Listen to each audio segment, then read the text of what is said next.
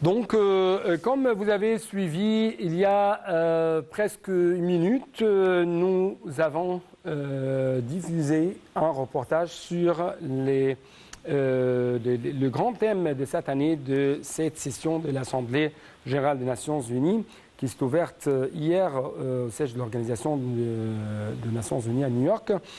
Rétablir la confiance et raviver la solidarité mondiale. Bien sûr, c'est un grand thème, c'est un grand slogan face à multiples crises qui frappent le monde et dont souffre la population du globe tout entière. C'est pourquoi j'ai actuellement en ligne de l'ATV international le docteur Amra Hamed, notre grand analyste politique, plutôt économique. Docteur Amra Hamed, notre grand professeur dans le domaine de l'économie, vous êtes toujours bienvenu et bonsoir. Bonsoir, monsieur Hani. Bonsoir, monsieur. Ma première question porte sur votre suivi concernant votre remarque quand même, concernant ces discussions, ces messages qui ont été lancés non seulement par l'Égypte, mais aussi par les différents leaders du monde en ce qui concerne comment arriver à éradiquer les crises mondiales qui frappent le monde entier, les crises économiques bien sûr. Ce qui se passe cette semaine à New York, c'est la conférence mondiale du ce qu'on appelle le ODD, les objectifs de développement durable. Ouais. Ça, c'est une rencontre mondiale qui est très importante pour l'Égypte. C'est pour cela qu'on a deux ministres qui assistent à cette conférence. Un des plus importants ministres du cabinet égyptien, M. Sameh Choukri, le ministre des Affaires étrangères, et aussi Dr Hala El Saïd, le ministère de planification et de l'économie. Les objectifs du développement durable, ils nous donnent la marche à suivre. Je parle maintenant du point de vue pour tout le monde, pas seulement pour l'Égypte. Hein. Ouais. Alors, ça nous donne la marche à suivre pour parvenir à un avenir meilleur et plus durable pour tout le monde. Ouais. Pour tout le monde. Ils répondent aux défis mondiaux auxquels nous sommes confrontés, notamment ceux liés à la pauvreté, bien sûr, spécialement en Afrique, en Amérique latine et quelque peu des pays du sud de l'Asie. Et bien sûr aussi aux inégalités, au climat, bien sûr, à la dégradation de l'environnement et aussi à la prospérité, à la paix et à la justice aussi. Les objectifs sont interconnectés et pour ne laisser personne de côté, il est important d'atteindre chacun d'entre eux et chacun de leurs cibles d'ici jusqu'à 2030. Ouais. Ça, c'est l'objectif du conférence en général. Ouais. Si vous voulez relier ça avec la situation en Égypte, peut-être, si vous voulez, on peut le relier avec ce qui se passait la semaine passée, les déclarations du président, par exemple. Oui. Justement, avant de passer à ce point, à quel point vous trouvez que aujourd'hui, alors que le monde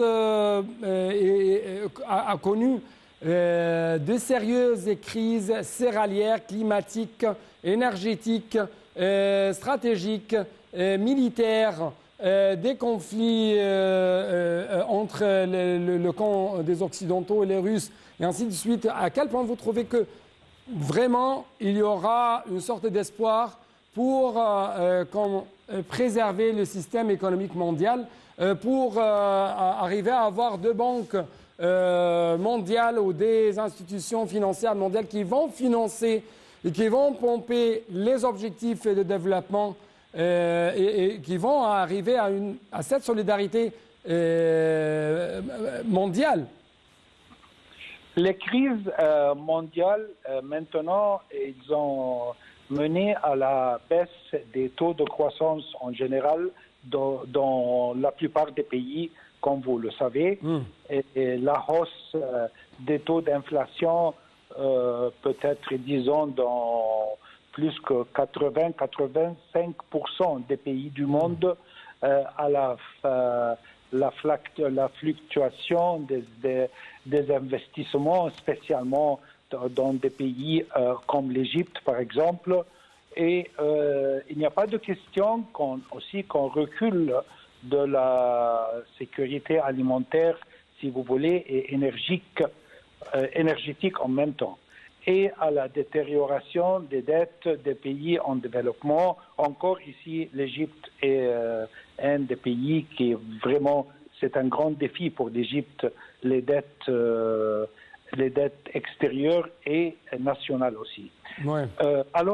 Ce n'est pas seulement pour l'Égypte, mais aussi pour les autres pays du monde. Exactement. C'est pourquoi il y avait toujours des appels de la part de l'Égypte à faire une sorte de restructuration du système économique mondial, du système de financement mondial, et à quand même arriver à ce qu'on appelle une alliance ou une nouvelle alliance concernant les dettes. Pour rééchelonner cette dette, pour restructurer cette dette qui représente, encore une fois, un grand défi, non seulement pour l'Égypte, mais pour les autres pays du monde. C'est vrai, bien sûr. Seulement, j'utilise l'Égypte comme un exemple, puisque nous sommes en Égypte maintenant. Mais c'est, comme vous venez d'expliquer, c'est un défi pour, comme je viens de dire, peut-être plus que 80% des pays du monde. Ouais. Alors, ce que je veux dire, c'est que maintenant, le monde est à un très critique rond-point. Et on va franchement voir beaucoup de changements dans le jeu international du point de vue économique et financier. On a déjà vu l'importance qui a commencé déjà avec des organisations comme le BRICS. Et vous venez de parler des banques mondiales. Les banques, de mon point de vue, je crois que les banques mondiales traditionnelles, ils vont changer. Parce que maintenant, on a par exemple la Banque du développement, qui est une nouvelle banque qui appartient à l'organisation du BRICS. Et je suis sûr que les politiques de cette banque seront tout à fait différentes des politiques traditionnelles des banques mondiales qu'on sait. Et très rapidement, en ce qui concerne cette dernière mesure de protection sociale qui ont été prises par le gouvernement égyptien afin d'alléger les impacts négatifs de cette crise mondiale qui frappe non seulement l'Égypte, mais aussi le monde entier. Comment vous l'avez vu? Avant de vous donner mon analyse de ces mesures qui étaient décidées ou déclarées par le président la semaine passée, je veux dire depuis 3 jours ou 4 jours, parce qu'on a annoncé 8 mesures pour soulager financièrement les citoyens face aux répercussions de la pandémie de Covid-19 et de la guerre russo-ukrainienne. Si vous voulez, je peux toucher vite sur ces 8 mesures ou peut-être ce n'est pas important.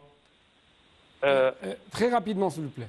Très rapidement. Alors, on parle premièrement de hausser la prime exceptionnelle de cherté de la vie à 600 livres égyptiens au lieu de 300 livres égyptiens. Non, je ne parle pas de ces mesures, mais j'aimerais savoir leur importance. leurs importances face aux répercussions de ces crises. Je sais les mesures, je ne parle pas des mesures. Alors, si vous voulez, c'est très important. C'est très important, bien sûr, malgré que toujours je ne préfère pas beaucoup les données gouvernementales en liquide, en monnaie liquide. Je préfère toujours d'essayer de créer des travaux, des jobs, si vous voulez, pour le peuple, et spécialement les classes les plus... Monsieur, notre docteur Amr Hamed, je sais que il y a toujours une sorte de lutter contre ce qu'on appelle la pauvreté multidimensionnelle, c'est-à-dire lutter contre le chômage, lutter contre le manque d'une bonne qualité d'enseignement, d'une bonne qualité des services sanitaires. Toujours, il y a des efforts de la part du gouvernement, de la part de l'État égyptien, dans ce côté et dans l'autre côté. C'est, comme vous avez dit, c'est une protection sociale tout à fait importante. Malheureusement, je n'ai pas beaucoup de temps pour vous donner plus d'espace, mais en tout cas, je dois vous remercier infiniment pour cette intervention téléphonique. Chers téléspectateurs, nous devons donc passer à une autre... ou un autre dossier, toujours en marge de la session de haut niveau de l'Assemblée générale annuelle des Nations Unies. Le chef de la diplomatie, Samar Choukri, a présidé la réunion ministérielle consultative arabe au nom de son homologue marocain, dont le pays préside la session actuelle du Conseil ministériel arabe. Et encore une fois, je dois vous rappeler que le chef de la diplomatie, Samar Choukri, a souligné que l'Égypte soutenait le règlement politique du conflit soudanais. Les explications tout de suite.